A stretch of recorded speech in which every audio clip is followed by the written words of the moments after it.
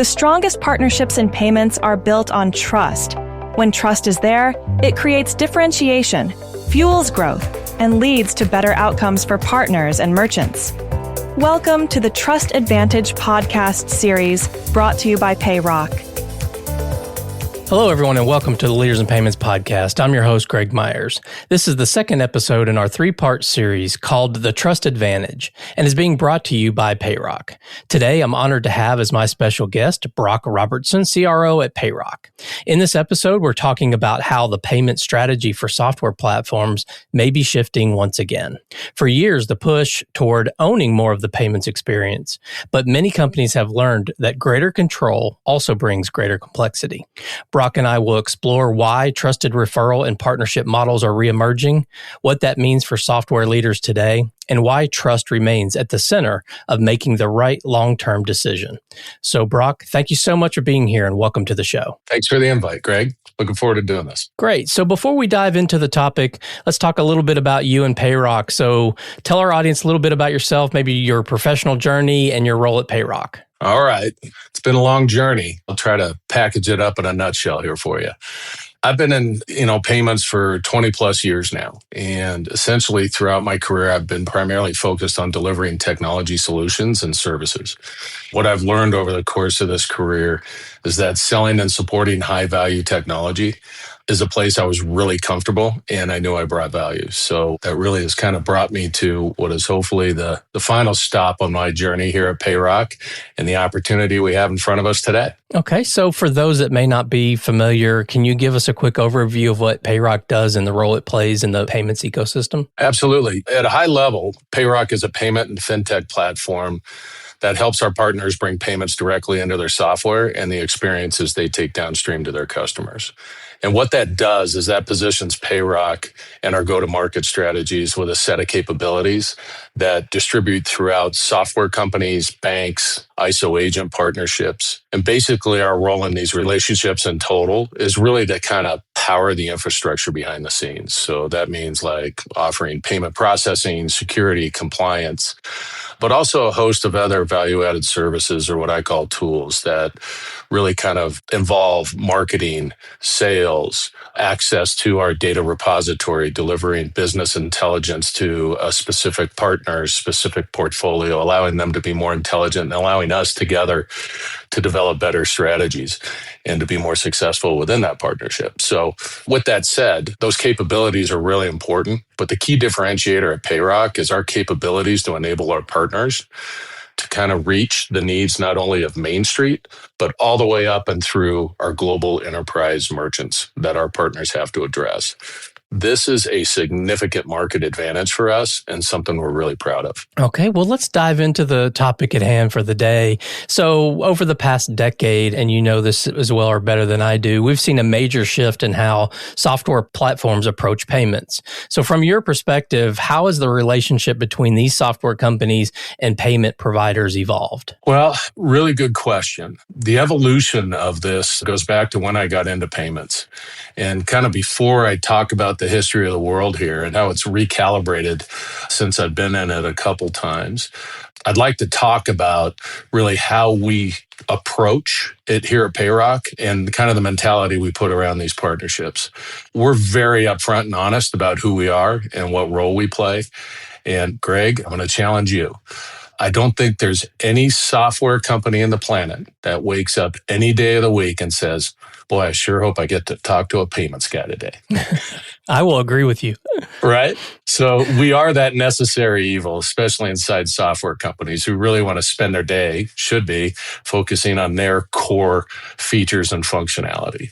So look, understanding our role, our mantra inside Payroc throughout, and that includes sales, obviously product, tech, and operational teams, is we really strive to take the pain out of payments for our partners.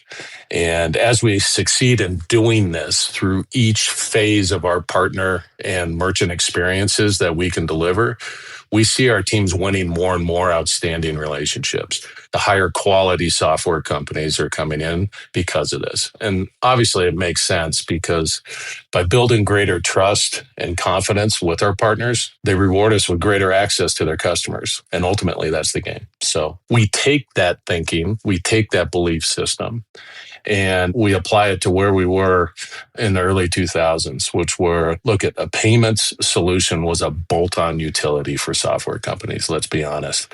That quickly started to evolve into embedding directly into a user experience. And those early adopters at that point in time got a real taste of how to monetize payments, and more importantly, how it can fuel their growth going forward. So that was a critical moment where we realized that we really had something going. That shift, though, was really, really important in the relationship between software provider and payments company. What I mean by that is we quickly shifted from being just a vendor, that bolt-on utility, I called it, to a very strategic partner because we were becoming a very critical revenue item that was fueling that growth, like I had said. So it really changed the dynamic and perception of payment providers. And it also drew it out as to how important that payment partner choice that software company made was to the success of their own software. So that was the earliest stage. Okay. There was a time not too long ago that the industry narrative was that every software platform should become a PayFac. And, PayFac has a specific definition, right? So why did that idea of every platform should be a PayFac, why did it gain so much traction? Well, I think we could thank the investment community for convincing a lot of software companies this was the most important thing they could do strategically to grow their business. Look, I think the underlying principles were really, really solid. To become a PayFac, it meant you were going to get greater control over that experience. And at the time, payments companies were just trying to understand what an embedded relationship was. And that experience from the payment side of the house was evolving. And they found a shortcut. They could get greater control, as a PayFac and really kind of control that experience and develop the one they felt was strongest for their software solution. Well, of course, that doesn't just involve merchant onboarding. That's a payment lifecycle. That involves underwriting, compliance, disputes, fraud monitoring, the whole enchilada, right?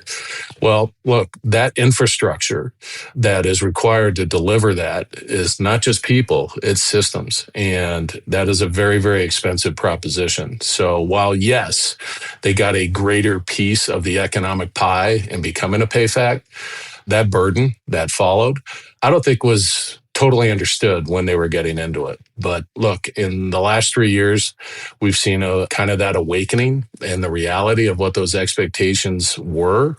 I think, and especially in the conversations we're having with those software companies that are kind of rebooting, resetting, recalibrating, whatever you want to call it, they're realizing in this path to PayFac and control, what they did is they really kind of lost their brand identity and their focus, which should have been and has always been their feature and functionality set within their software.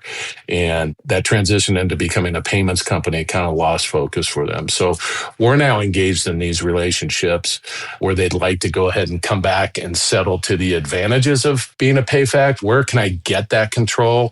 Where can I keep that control, but not have the cost burden and the operational burden of being a PayFac, and try to go ahead and get us close to that economic realization that we set out and started, we thought we were going to get as a PayFac. So it's a real interesting time, and Payroc and its capabilities have really kind of put itself in a great position to have those discussions within those software companies and our existing partnerships. So do you think that it was kind of like the reality set in that payments is really complex and they weren't really expecting that when they started down this path to PayFac? Yeah. Forget the fact. I think it was good for people in the payments industry because there's a lot of payment professionals that went over to the other side and got paid a lot of money to be the payment experts inside these software companies. But look, payments is complex. We all know that. There's nothing easy about this. I think the reality that it is a regulated financial institution that you're trying to go ahead and create within your software company was a burden that I don't think was completely understood. And it doesn't take long to figure that out. And if you're a software company with any kind of global expansion plans, the complexity and regulation just tenfold. So, there was a lot to it. And now when something goes wrong and you were a PayFac, that software platform's reputation is on the line. For most of them, it meant that you didn't have a payments company to blame because you were the payments company. I think that reality settled in, and it started about 3 years ago. And, some of the conversations are pretty funny. And I think there's, some real honest self-evaluation. I had one software company say, hey, it was a wild ride, but a complicated one as a PayFac. But that brings us to today, right? Yeah. Yeah. So what do you think's driving that shift? I mean, when you're talking to these people every day, the ones that are kind of rethinking that approach, what's really driving that shift? That's a great question. The conversation usually starts where they've self-evaluated, where should we really be truly focusing our resources, right? Many realized right up front, as they kind of had swallowed the frog and became a PayFac, that their software product was no longer the differentiator if you looked at the resources and you looked at the focus. And that shouldn't have been the case. It should have been their software product all along. And at the same time, you're trying to maintain a healthy participation in the revenue associated with it. So I think you had an inherent conflict between this thing called payments is overtaking our focus, or at a minimum is a distraction. It's definitely draining our resources. How can we go ahead and kind of rationalize or rebalance that go-to-market strategy to where where they can get the best of all worlds? And once you get into that thinking with a partner, then that's when you can really move forward and design what we like to think is, the optimal partnership with the optimal business model. And it takes a certain type of payments company to be positioned to deliver that kind of flexibility and those capabilities at scale to where they want to go ahead and maintain that healthy margin that they were able to get, or at least tried to get as a PayFac.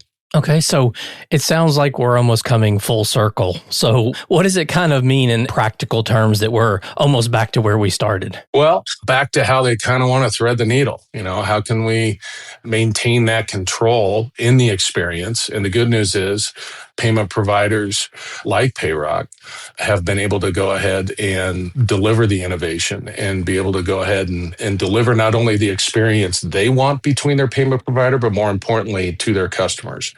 And I think they're looking at it and kind of rediscovering that the old referral partnership model wasn't all that bad. But some like to go ahead and maintain that little bit of control where they are actually going to market with their own sales folks. And of course, that's something that we can adapt to and support as well. With that, obviously, they have the ability to capture a bigger piece of the pie when it comes to the economics. But some have just literally said, get me out of this payments room. I'm going to be the software company. We'll let you be the payment experts. And can you bring to the forefront your resources to enable that? It's an exciting time. Well, let's talk a little bit about sort of the software companies and their maturity when it comes to payments, because let's say a newer company doesn't start out doing $1 billion in transactions, right? So they start small. They may have 10, 20, 100 customers and they're growing that. So how have you seen sort of that partnership model where they're taking on over time more responsibility? Is that sort of how it kind of matures as they get bigger, or kind of what are your thoughts on that? Well, it's a good question. Look, the profile of a successful Payroc partner usually falls within a consistent set of parameters. Those partners really want to focus on looking at a secure payment relationship, and they want that fintech platform that they can look to scale. So back to how can you enable me to scale? What that means is you as a payment provider like Payroc has to deliver this powerful technology with something that is not just the technology. And this is what we're seeing increasingly more in the marketplace. What they want is what Payroc consistently is delivering, which is real people supporting a real partnership. But most importantly, it's built around our partners' growth strategy. So when you hear us talk in the halls of Payroc about what does it mean, who are we, we'll continue, and we've had a lot of success in actually delivering on this. We're really a partner-driven, global in scale, people-powered organization.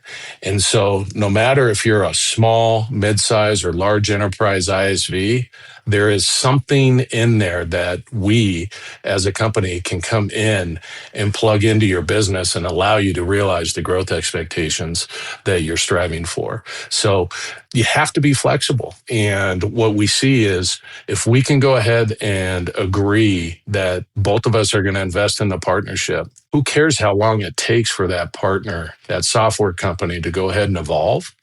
And they don't have to go ahead and get to the point where they want to control everything. They may be very comfortable to just go get to the point where you're the payment specialist and professionals inside our organization. We just want to refer you our business. And they're more than happy to settle right there. But those who want to be more aggressive, who want to go ahead and capture greater revenues and take greater control, we're there to evolve with them. And I think that's key for payment companies right now. You have to have that ability to be that flexible, and you have to have a set of capabilities to enable it, or else it doesn't work. Okay. And you've mentioned referral models a couple of times. And I think 10 years ago, maybe even 5 years ago, in this kind of vertical SaaS space, that referral model, those words were seen as kind of passive, right? But now we're evolving back to where these referral partnerships are stronger again. So what does kind of a modern day strong referral partnership look like? And what separates the good ones from maybe the not so good ones? Good question. The referral model can be as innocent and as passive as, here's our customer base, go talk to them. Not having any kind of consistent understanding of what their technology is. Think of it in a bank relationship. They can be in any vertical on the planet. So that takes a different type of approach when you talk about that referral model. That's where our direct sales force would go out and have to do discovery on site, have a general sense based on the vertical they're in, but then go ahead and perform an effective discovery and back them into the right solution that particular business needs. But when you get into the software side of it, there's consistent DNA in the merchants they're going after, right? I mean, these business management software companies, they have a very specific vertical, they could have small to medium-sized companies involved within there, or maybe they're on the larger, mid to large enterprise side, but it's still, there's consistent DNA. And what that allows you to do as a company, as our highly skilled team at Payroc, allows us to go in and customize what that go-to-market strategy should be. And that involves marketing, that involves sales. And again, surprisingly, some want that passive relationship to say, hey, great, here's our customer base. Do you mind having one of your payment specialists pick up the phone? And of course, we've got a whole strategy and script, built around that to make sure we're representing that software company's brand. And then others is we're actually doing it from the inside and helping them go ahead with their own sales folks and take that referral, keep it inside, and then go control that experience all the way till the end to where they'd have their customers convert into merchants. So it spans all the way across, the spectrum of referral, from the early days passive to a little bit more control and complexity. But at the end of it, what are you doing? You're helping out a software company deliver within their brand a strong, reliable, and secure payment solution. And that never changes. Okay. Well, this podcast series is built around the idea of the trust advantage. So why does trust matter so much when a software company is choosing a payments partner? The recipe we have around here, and it's something that we strive really hard to achieve. And look, it's common sense. The greater amount of trust you can build in this partnership means the more confidence your partner is going to have in you to go ahead and properly represent you and introduce you ultimately into their customer base. And that's where we always say that if we can go ahead and build the appropriate trust, we'll go ahead and gain the confidence, which means we're going to go ahead and get access to their customers. They're going to give us the privilege to go ahead and approach their customers on behalf. Why does that matter? Well, obviously, payment sits in this intersection between money, risk, customer experience.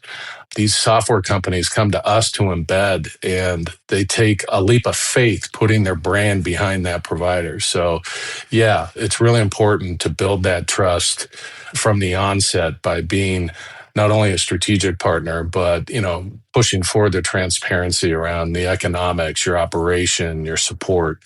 And that always ends up with everybody around the table investing in a long-term alignment, not some short-term transaction. So look, we're able here at Payroc to have our partners invest in our relationship and trust us to help them grow. And quite frankly, that's our secret sauce. Okay. Well, two final questions. So first one, if you're a software leader and you're evaluating your payment strategy, what are the biggest factors that you should consider before deciding how much you want to get involved in payments? Well, obviously, you're going to do your homework. So, it's going to start with that payment provider's brand reputation.